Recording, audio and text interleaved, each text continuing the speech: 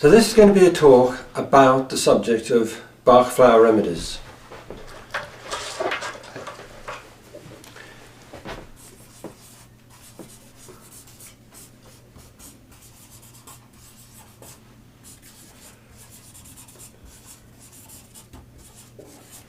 Now generally when people talk about Bach flower remedies, what they're really focusing on is the remedy, because for most of us it's this little brown bottle and how to use it and what we expect it's going to do for us that's the subject of both our teaching but also our learning, what we want to work with. But I think within this phrase, which is so famous now, there are three elements. There's the remedies, yes, and we'll come on to those later. There's the flowers, and they usually get forgotten, and they're very important to me. But there's also Bach, Dr. Bach, the man who discovered them. Now, what's often said about Bach is that he was a very sensitive man and he could feel things that other people didn't quite understand or recognize, and from this, by some sort of mystical osmosis, he discovered these new remedies. But I think if we go back and look carefully at his life, we can discover a completely logical chain, links of development in his thinking, which lead overwhelmingly towards the discovery of the new remedies, but also a new view of science that he set going in the 1930s, and which perhaps now, long time later, 80 years later, we're beginning to see how it might work. Now, he was, in spite of his name, Bach, Bach, whatever it is, he was neither German nor Welsh. It's thought that he was originally Bach, but during the First World War, when he was working as a medical doctor in hospitals in London, to have a German-sounding name would not have been very popular. So that's possibly how it came to be that he's often called Bach. But I prefer Bach. But it's not the important thing how you pronounce it, but what you understand about his approach to medicine and his thinking. Now clearly, for any of us, we begin our understanding of a subject by studying it and being taught by our elders and our professors, and Bach went through the conventional medical training and qualified, I think, about 1912, 1913. He did a sort of succession of postgraduate courses. And if you could imagine what would be in your thinking as a young, obviously a very bright student, graduate, and where would you put your energies? Where would you intend your life career to sort of move forward? Well, you'd look at what was the burgeoning, exciting things that were being done in medicine at the time, and you'd want to work with that. And without a doubt, Bach had professors or teachers who led him into the research field of immunology. Now, immunology is a huge subject, and I'm not going to pretend to sort of tell you how it works or what it is, but it's the basis of all modern medicine, as I understand it. The story begins with Jenner in 1796, when he discovers that somebody who has contact with cows and becomes infected with cowpox also has an immunity against smallpox.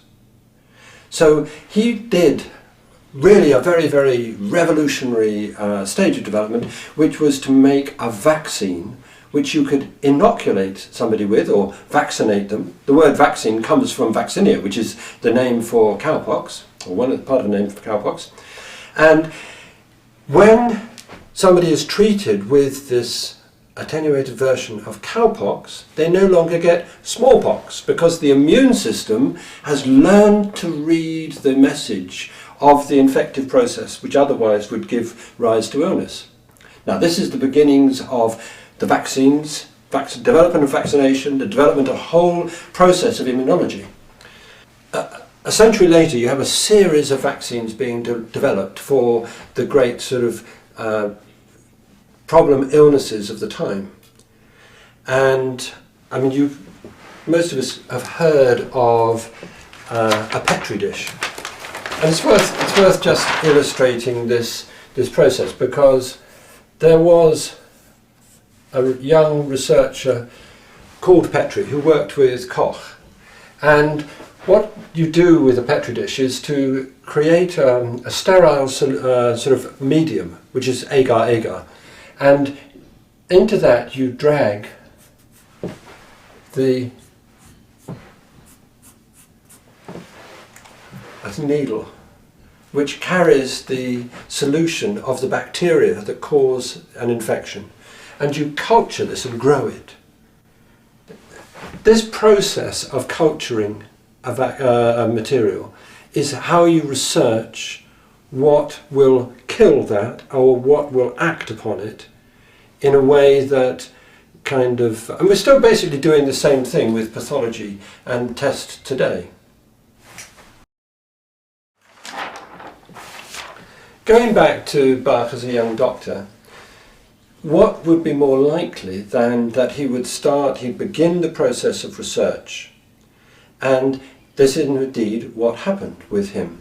He was working as a doctor during the Second World War, 1914, 1918. He was doing the sort of, let's say, the blood and guts of medicine. He was helping sick soldiers coming back from the First World War, from the trenches.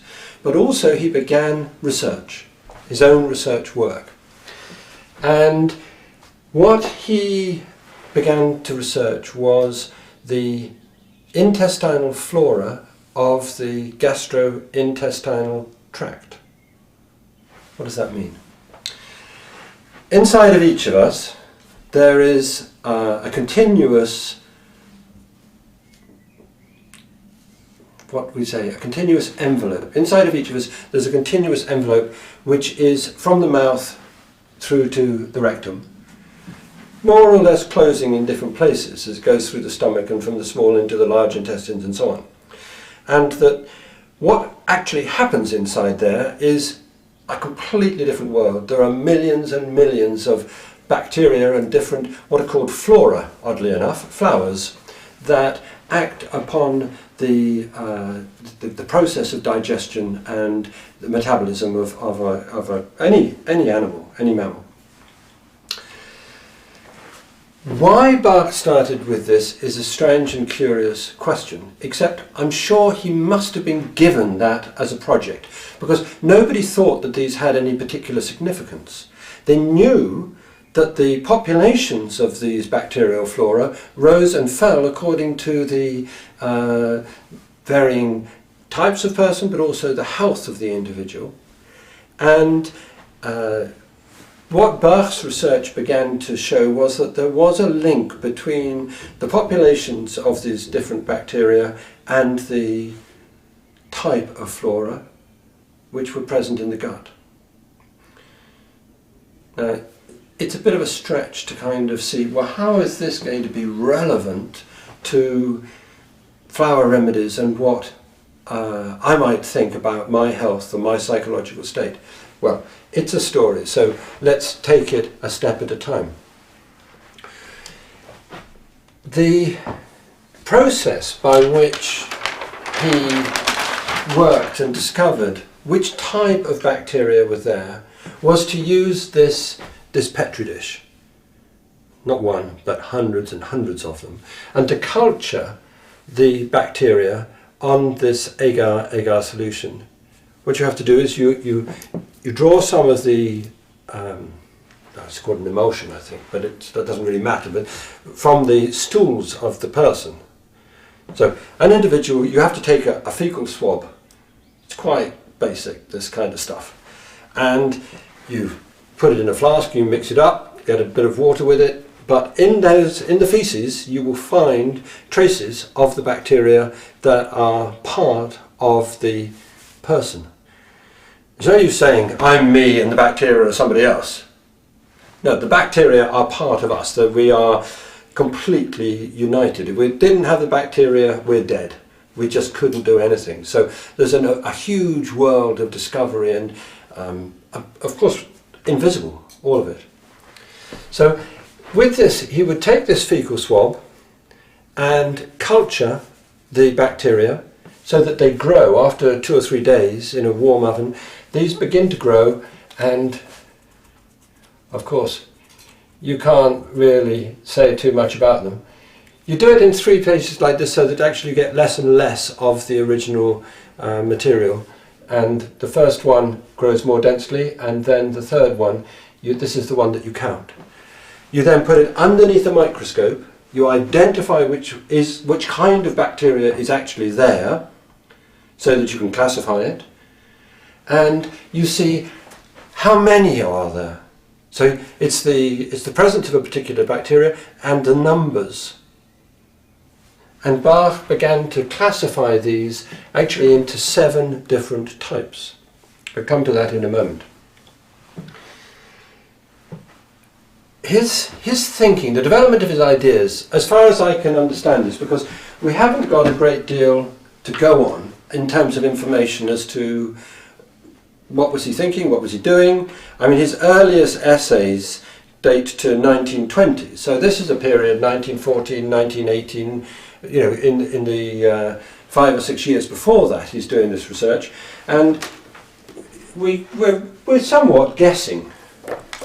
There is Nora Weekes's biography of Edward Bach, and she does give us, to be fair, quite useful information as to how this all happened, but to some extent we're still guessing. Now the theory of vaccination is quite simple. You take some of the material which causes the problem, whatever it might be, and you kill it so that it's no longer active. You then make a vaccine from it and you inject it into the person. If it was still active, it's going to cause you the disease. But because it's now a passive thing, in other words, it's no longer alive, as we would say, the information that's in the vaccine is recognized by the immune system, which then triggers an immune response such that you produce antibodies. So this is the antigen-antibody reaction, the invading problem and the immune response to safeguard the whole of the health of the system. If this is, in the case, let's go back to cowpox, if this is actually a vaccine from Vaccinia, made from cowpox, when that's inside the human body, and then the real smallpox bacteria comes along, the body's already awake and alert and knows what to do to create an immune response. So it's educating the body. Make sense? Okay.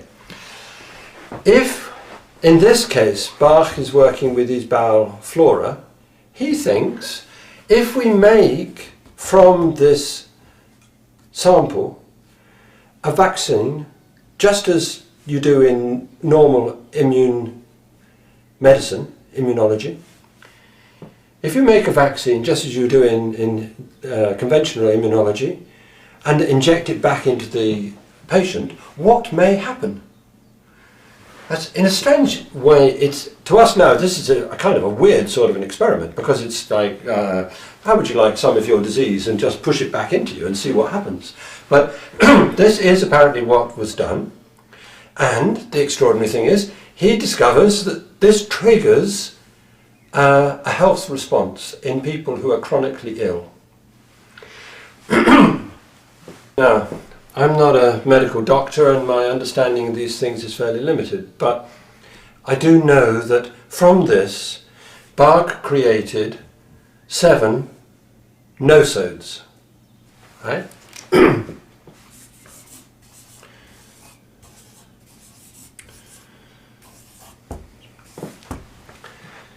7 of them. A nosode is a medical treatment which is created from the product of a disease. So something that, let's say the pus that comes out of a boil, if you were to use that, unpleasant as it may appear, that would be a nosode if you used that as a treatment. So there's a kind of strange positive negative polarity in this whole process, that you're taking something that's a product of the disease in order to produce a kind of stimulus towards health. And these 7, they were called the Bach nosodes. Why Bach nosodes? Because he discovered them. What could be better? You're suddenly famous. you have remedies named after you. This is going somewhere. You now begin to have a career in medicine.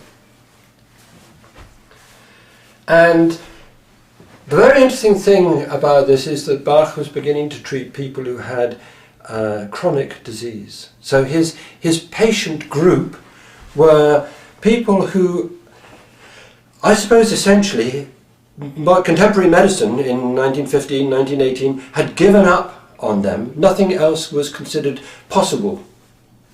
I mean, this is in the days before chemotherapy, it's in the days before radiation therapy and so on, for cancer. But people 100 years ago still had cancer, no question of it. It was a very present problem of health. So I suppose there's an element of experimentation in this, which Bach was able to do. And since he could show that it gave a stimulus to health, he's allowed to develop it and do more of it. And in fact, and of course in the days before the National Health Service, you could set up in private practice and do whatever needed to be done. And he set up a laboratory and had people working for him whose job was to take these fecal swabs from various people, from patients, and to prepare this nosode in the form of a vaccine which could be injected back into the patient.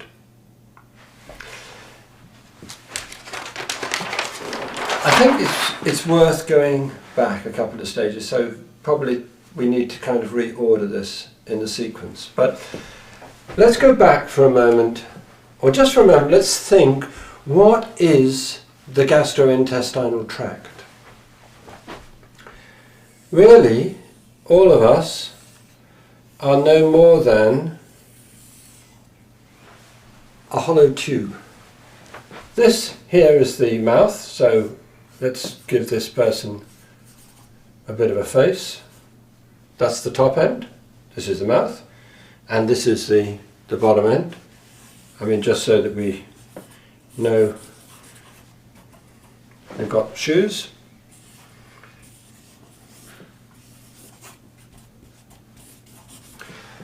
That's what we are. We take food in here, we digest it in the stomach, we absorb it, and we excrete. Okay, there are sphincters which keep the ends of the process closed, but so somewhere in here you get all these bacteria which Bach was studying, and of course some of them slip out at the end. This is how we get the sample from the fecal swab in order to see what the problem is and what the population and what's going on in here. So Bach's idea is, if you can take a sample of this, remember the Petri dish, and make up the vaccine, that then you can inject it into the person, bypassing the membranes of the stomach, straight into the person, straight into the interior of the whole metabolism, the whole human process. That's not very well put. You can inject it straight inside the body, which is where the lymph and the blood are circulating. And what he finds is, if you inject it like that, this population of bacteria begins to change. So by doing this, you can judge that it's had an effect. But it's very, very important that you think empirically about this, because it's no use having a theory that something will change if you can't show that it's changed. You've got to be able to demonstrate it. And as things developed, Bach was doing more and more of this work and developing theories and ideas about the intestines and how the intestines actually influence our health. Let me give you an example of what he begins to say when he's writing about this.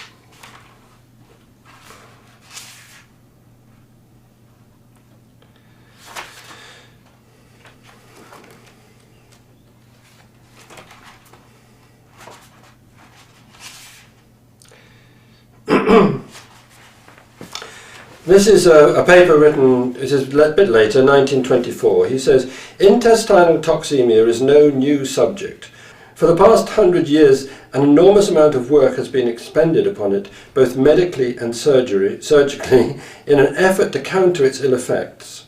And even back into the early days of our profession, we find treatment and drugs which had as their object the one and main object, the cleansing of the bowel. So, that's... This is the next paragraph. Again, the primary cause of the abnormality is essentially diet, and secondly, infection, which is able to take place only through incorrect food. Now, his thinking is this: what you take in to the gastrointestinal tract, water, food, and the potential for foreign germs, foreign bodies to come in. This is what causes ill health.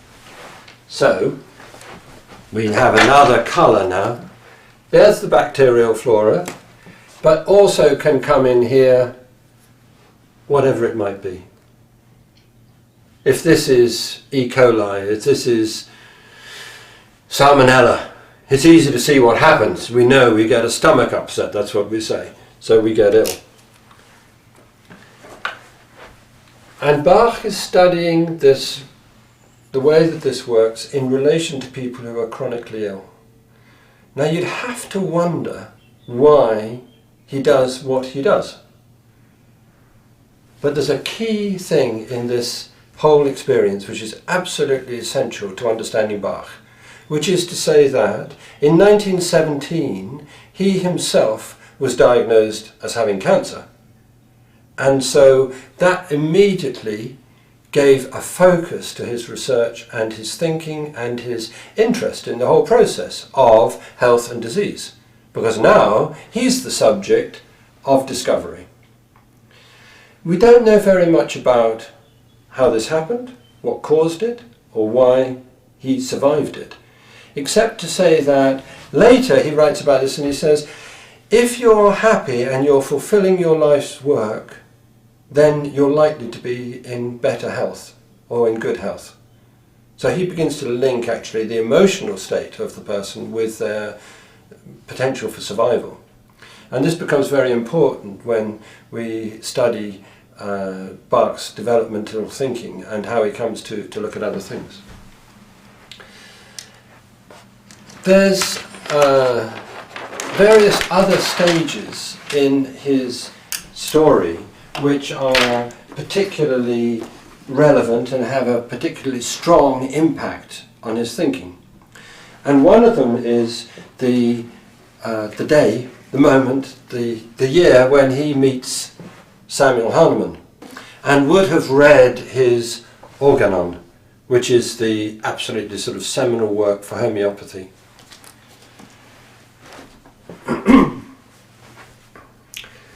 What this actually did was to develop Bach's thinking by a quantum leap, because his concern was that with these nosotes that he's treating people, he's taking something which feels at least to be the product of the disease. You know, we don't really like feces. We view them as poisonous, and quite rightly. They're the debris we want to get rid of from the body. And the other thing is, when he prepares a vaccine, and he uses this syringe to puncture the natural sort of membrane, the protective membrane of the body, and put it inside the patient. And with homeopathy, in one leap, he discovers that he can actually take these Bach nosodes and prepare them in a completely different way, which is to say, to make a homeopathic treatment rather than a physical solution for injection. Well, this would be 1920, running through right through the 1920s, for the next 7 years. He's absolutely powering ahead with his discovery of these and working with these Bach nosodes. He develops an idea that instead of having an individual treatment made, you know, this is Julian, and this is Julian's petri dish made from his fecal treatment, and this is Julian's syringe treatment. We'll give it to Julian because it's unique and individual to him. And he starts to think, maybe we could actually make what he calls polyvalent vaccines, which would be, there's the word valency again, and which would be appropriate to a group of people. Because he's begun to classify these nosodes, or these bacteria types, according to 7 particular things. He gives them names. I can't remember them all. There's E. coli, there's dysentery, and another one's Proteus. Now these, I have to say, mean nothing to me as names, but these are the way that he classifies these bacteria, and this is how he begins to make these polyvalent vaccines. Now, we come to something very, very curious and interesting. At this time, in the 1920s, Bach has set up his surgery in Harley Street, which is where, of course, all the famous doctors have to have a place in Harley Street, so he has a place in Harley Street. And he begins to say that in the time, he's sitting here behind his desk, right? And in the time that it takes for his patient to walk across the room, Bach thinks that he can predict which of the nosodes will be appropriate for that person. So, knock comes at the door, Dr. Bach says, "Come in," and the patient walks into the room. Now, the way in which the person walks across the room, his whole manner, his presentation, his body, whether he's up, down, fat, thin, whatever it is, Bach begins to be able to view the picture of the body as being an indication for which of these will be appropriate. Well, I think this is something that he's gained from Hahnemann. Hahnemann describes this as a necessary part of taking the case history for a patient, that you have to study whether, which is perfectly normal now still in homeopathy, whether the patient likes cold or hot, heat, or what foods, how they sleep, whether they're more energetic at different times. And I think Bach has clocked this. He's recognized this as being the way in which to view an individual in order to relate them to a type. And in this case, it's the type of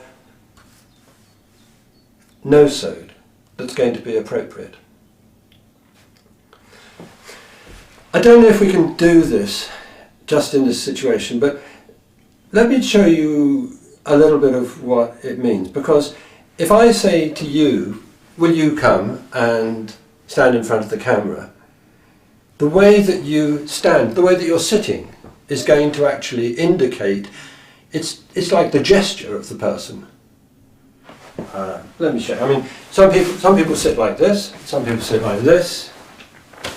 The person coming into the room, when Bach has said there, come in. I mean, how do they come into the room? Do they walk straight in? Oh, good afternoon, Dr. Bach. I'm so glad you could see me. Or do they come in? Oh, Dr. Bach, I'm so pleased you could see me. Thank you for sparing me some time. I mean, it's a stupid caricature, but this is what people are like. Another person, he says, they knock on the door, come in, and the person's out there. Dr. Bach, what a beautiful painting you have on the wall outside your office. I know the person who was related to the second girlfriend that this man had when he was in Madagascar.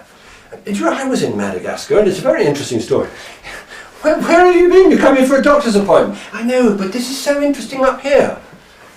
And these different ways of behaving were indicative of the whole of the person as it was expressing this classification of the 7 Bach nosodes. This becomes very, very important as Bach's ideas develop and as we come towards his discovery of the 38 Bach flower remedies.